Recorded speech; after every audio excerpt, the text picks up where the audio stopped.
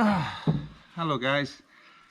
Well, I didn't plan on doing a video this soon after the first one on Monday, but things have it's kind of moved on since actually when I did the filming for that video. So what I'll do is I'm going to go through each day for the first couple of days and then move on to the more recent news, which has happened just since Thursday really.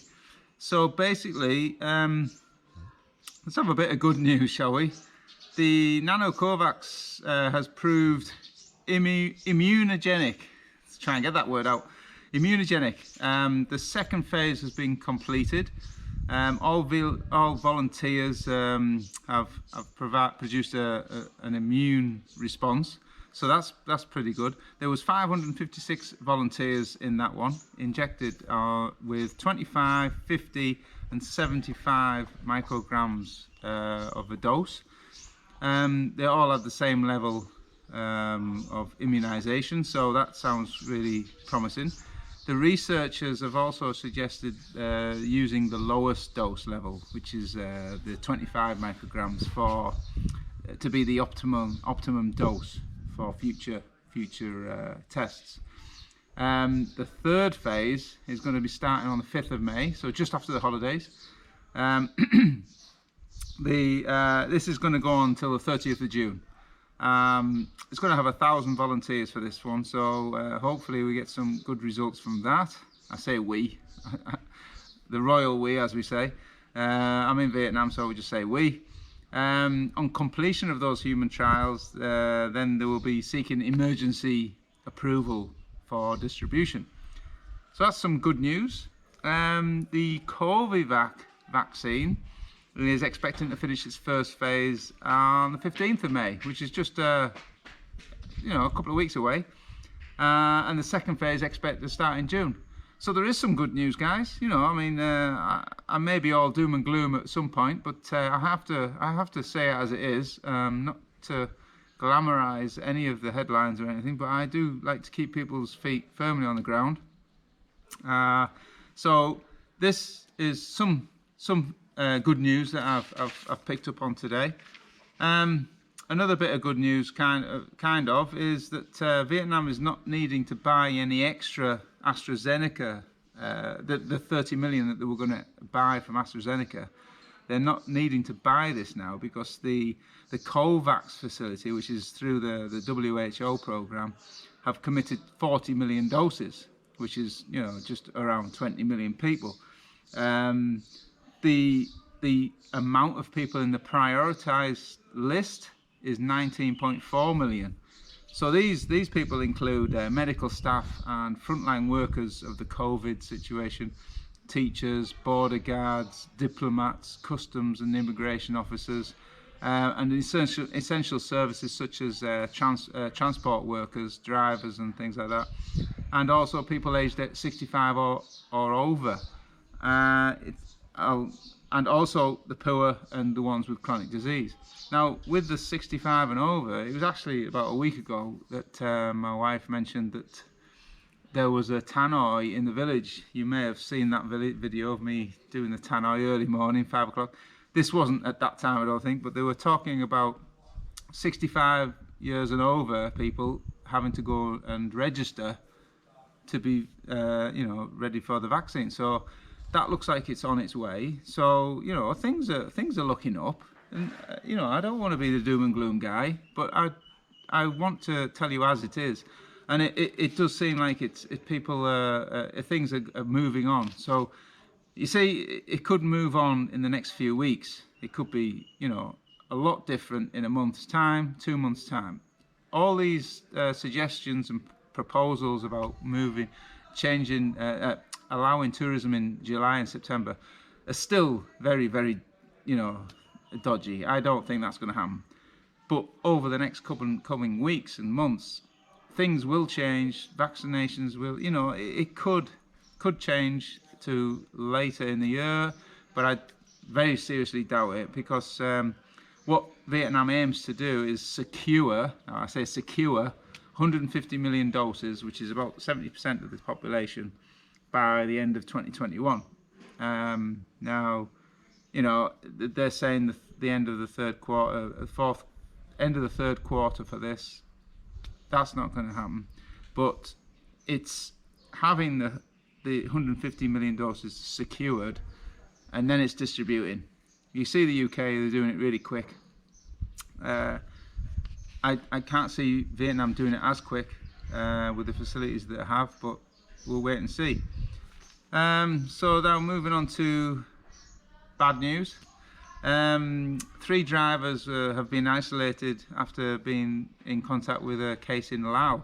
Now, on the Quang Chi border to Laos, there are 2 border gates, and at these border gates, goods that are coming from Laos into Vietnam have to be controlled, and the driver has to be exchanged on the border. So the border guy, the driver comes in from Laos, he gets off, leaves, and then the drivers in Vietnam side take over and take all the goods in.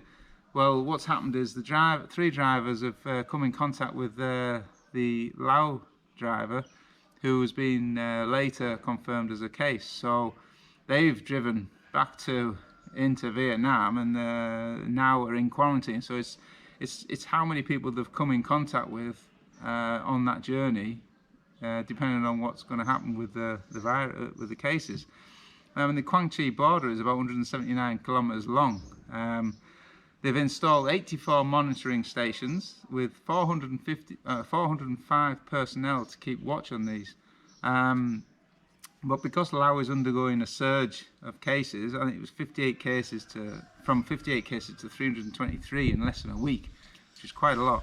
Luang Prabang has been locked down since last Sunday, 3 days after Vientiane had. So there's going to be cases of illegal entrance through those borders as well. Now the Laos border is a lot longer than 179 kilometers, but that particular area is decent enough to get some kind of illegal entrance in, and that's the case.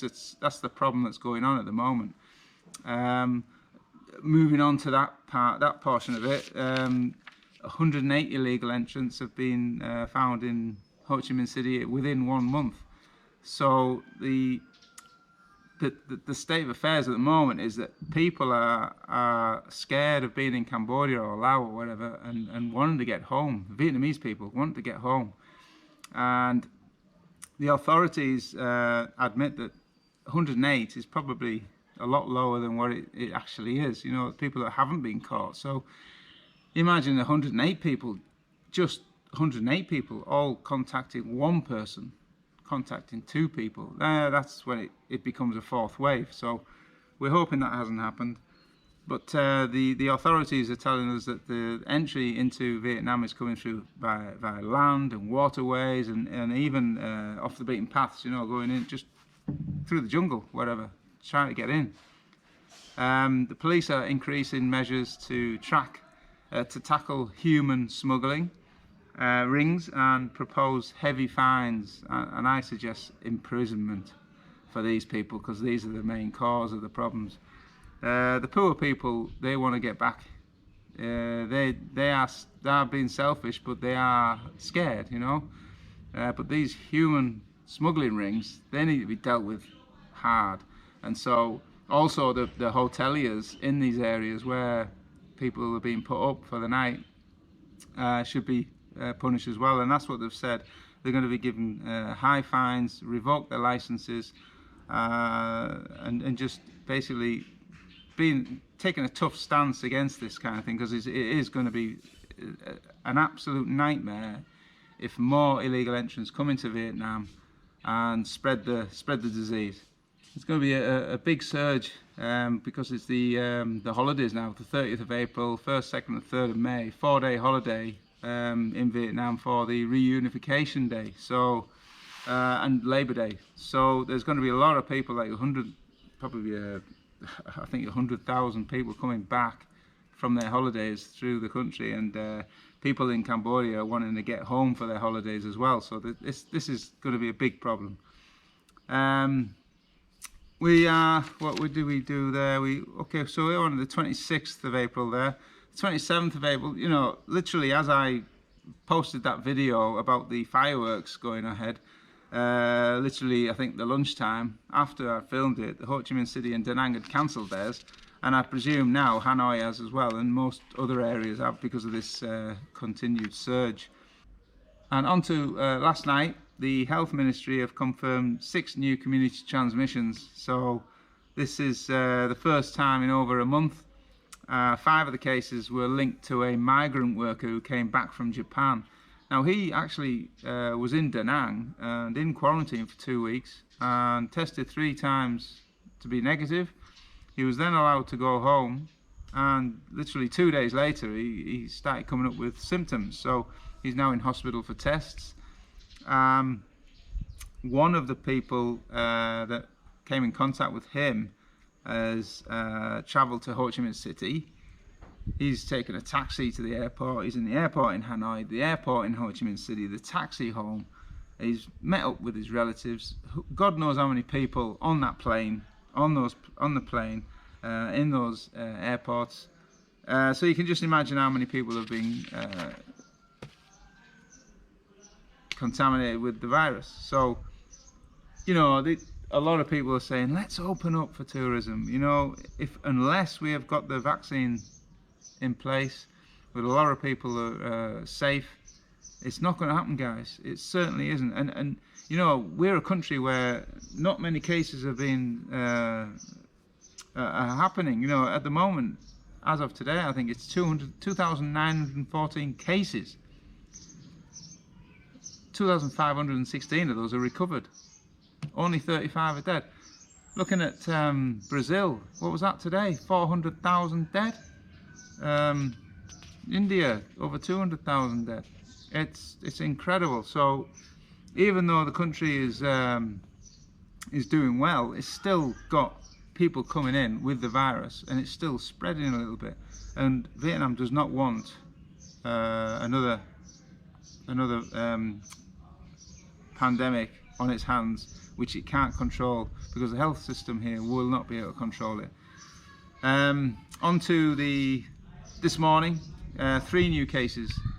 So that's made it 9 since Thursday. So we're kind of into a 4th wave, if you like, if you're looking at 9 cases.